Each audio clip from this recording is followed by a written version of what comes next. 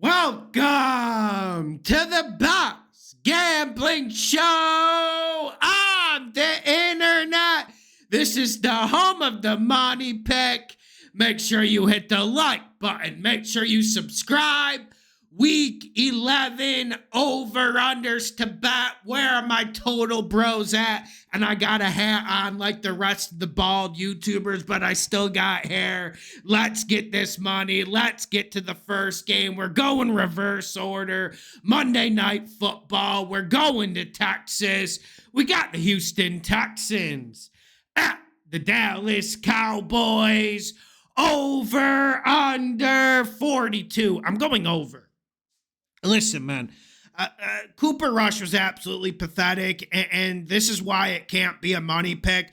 But I think the Texans get to that 27-30 point range, and I do think the Cowboys do a little bit more on offense. I can't say there's a lot of science because we all saw what transpired against the Eagles. Luckily, we were on the Eagles that game. I'm going over the 42. Not a lot of science. Next game, we got the Cincinnati Bengals at the Los Angeles Chargers. Over, under 48. Money. If you bet one total this week, this is the one I want you to bet. I'm going over. This is Joe Burrow. This is Jamar Chase. Yes, this Chargers defense has been great this whole year, especially the front seven. They're great at stopping the run, but we know what the Bengals want to do. They want to get back. They want to throw it 40 to 45 times, and I think that's the perfect recipe against the Chargers defense. I do think the Achilles heel of this Chargers defense is their secondary. On the other side of the ball, we have Herbert. He's heating up as the year goes on. The last 4 weeks, he's been absolutely imperious. I think that continues. He also has a great matchup. We know this Bengals defense is absolute garbage. Now, I know the Chargers don't have those explosive receivers. All you have is Ladd McConkey.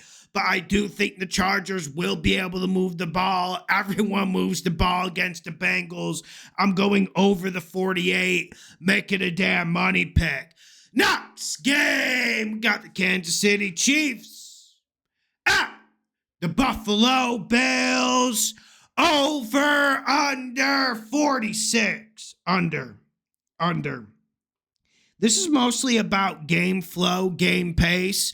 But this is also about this Chiefs offense. They just haven't been good this year. And we might get Pacheco back, but I don't think that's going to be a magical cure-all. Like, I don't think the Chiefs are going to start running the ball well. It's the same thing with DeAndre Hopkins. I absolutely love the D-Hop edition.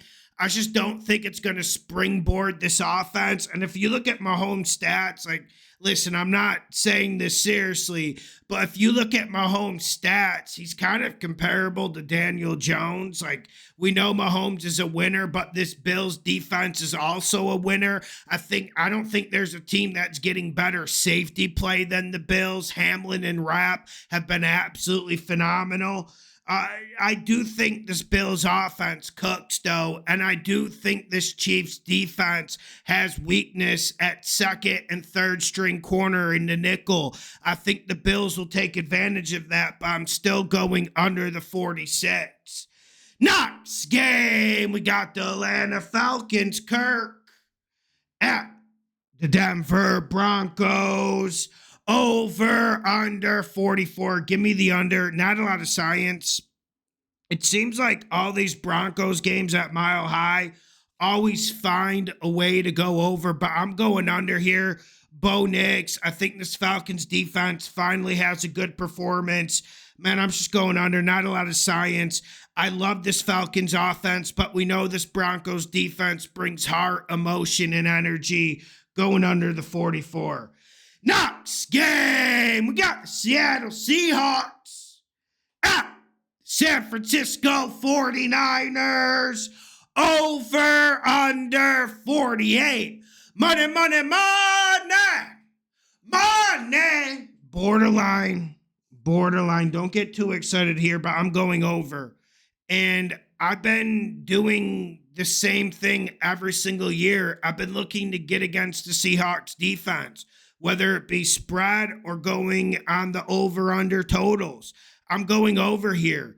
I think McCaffrey back adds a sort of injection to this 49ers offense, and this 49ers offense should get to the 27 and 30 point mark. We know the Hawks defense cannot stop the run, and if you're struggling against the run, against the Shanahan scheme, you're in for a long day. On the other side of the ball, I've been saying it the whole year. I know you're getting tired of it, but I'm going to say it again. Feel like this 49ers defense is overrated. Outside of Warner, outside of Ward, outside of Bosa, there's a bunch of average and below average players here. And I know Geno with the red zone interception, he's been absolutely terrible to watch.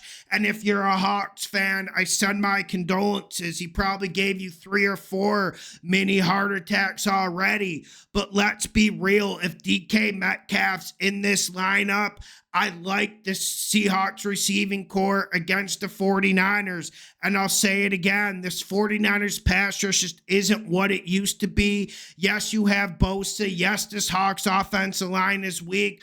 But I still think Geno will be able to push the ball down the field. I'm going over the 48. Borderline money pick. Make sure you hit the like button. Make sure you subscribe. Get on Patreon. $5 a month. We get this money. 5-2 last week.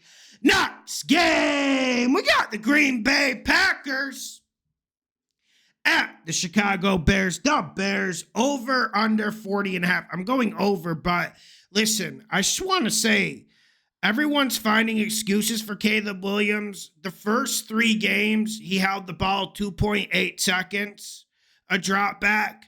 The last 3 games, he's held the ball 3.5 seconds, a drop back, which is way too much in this league. So I do think it's him. I do believe the rumors, but I do think the Bears respond here at least a little bit. But I also think this Packers offense matches up well with the Bears.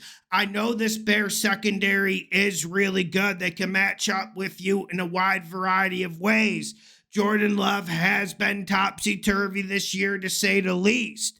But the big reason why I'm going over here is I think the Packers get to 24, and I think a big reason why is Josh Jacobs pounding a front 7 that just isn't physical enough. They're not good enough at the defensive tackle position, and I absolutely love this Packers offensive line. I do think the Bears respond with getting rid of Shane Waldron. I'm going over the 40.5. I imagine a lot of the bets will be on the under.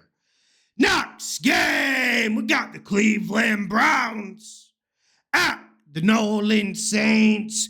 Over, under 44.5. I'm going under. But you got to like how Carr responded last week. But I also liked what was more impressive, I liked how the Saints defense responded. And I think that plays a factor this game. But another factor is I think the Browns defense coming off a bye week is something you can't forget about, and is certainly something you don't want to sleep on.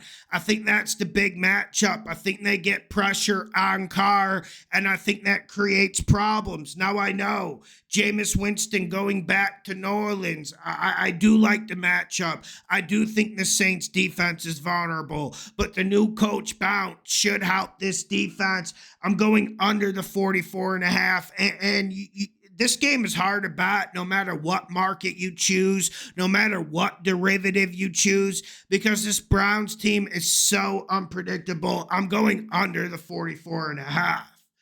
Next game, we're going to Foxborough. We got the Los Angeles Rams at the New England Patriots. Over, under 43.5. Money, money, money. Money under. I think the Rams offense plays well this game. I do.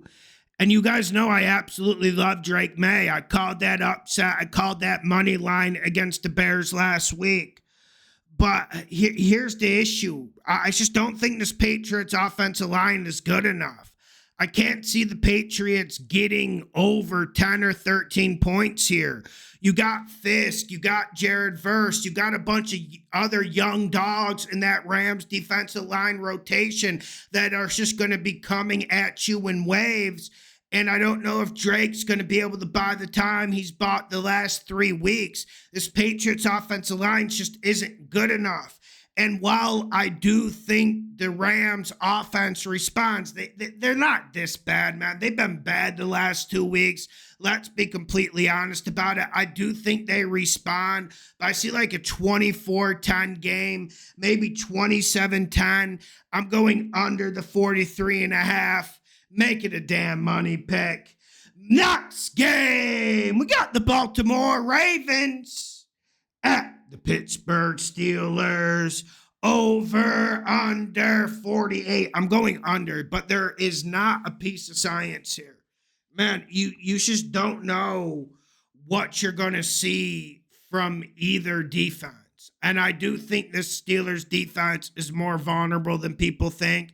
I felt like the Commanders could have put up way more points last week, just for an example. And then you have a Ravens defense that is very good against the run, but they're not all that great against the pass. And I know Russell Wilson's looked good since he got in. I don't want to take anything away from him. I just don't think this is the best matchup. Like, I can't see the Steelers spreading the Ravens out like you need to do. That really is the strategy to attack this Ravens defense. You don't try to run it. You try to get 3-4 wide receivers. You try to sling it all over the place and work the ball away from Marlon Humphrey. I just can't see the Steelers doing that. And when these two teams play, it is the definition of physical football. It is the definition of black and blue football. And I think that keeps it under. Like, I get the inclination to go over whenever you see Lamar Jackson, Derrick Henry, and Zay Flowers on the same team with an offensive line gelling with the Steelers defense that hasn't stopped the run great. I get the inclination to go over, but I'm going under here, pure fundamentals. Next game, we got the Las Vegas Raiders at the Miami Dolphins. Over, under 41. When you say Dennis Ritter, I say under. And I think Dennis Ritter is worse than O'Connell. I think he's worse than Minshew. I do think Antonio Pierce, with the offensive coordinator change, I do think you'll have the Raiders ready to play. But let's be honest, this team is talent deficient. I like Jacoby. I like Brock Bowers, but there's only so much you can do. And this Fins defense is trending in the right direction. But we also have to look at this Fins offense, and I do think Mike McDaniels has found a formula. We have seen him get off tilt, and we've seen him be able to have 3 good games on offense in a row.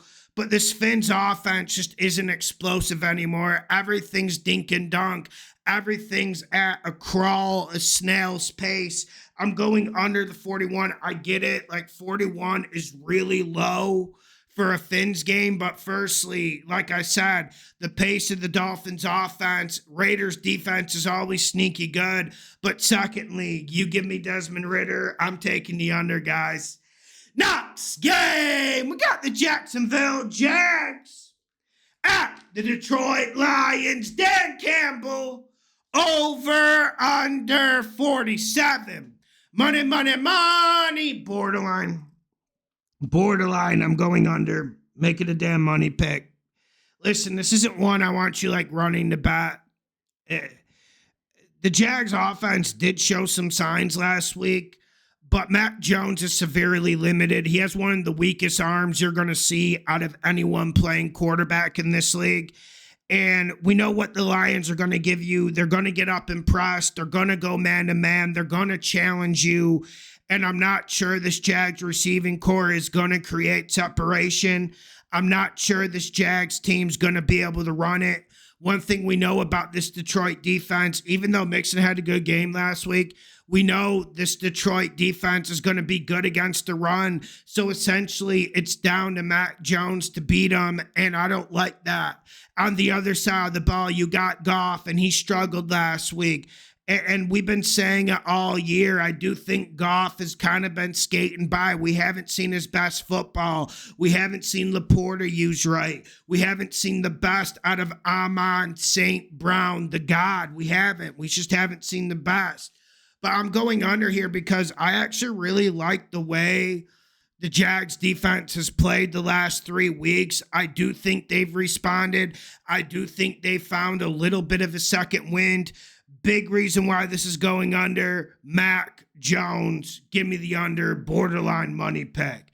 Next game, we got the Minnesota Vikings at the Tennessee Titans. Over, under 39.5. I'm going under. This one's tough, man, because I think the Vikings will put up a lot of yards. They certainly put up a lot of yards against the Jags last week.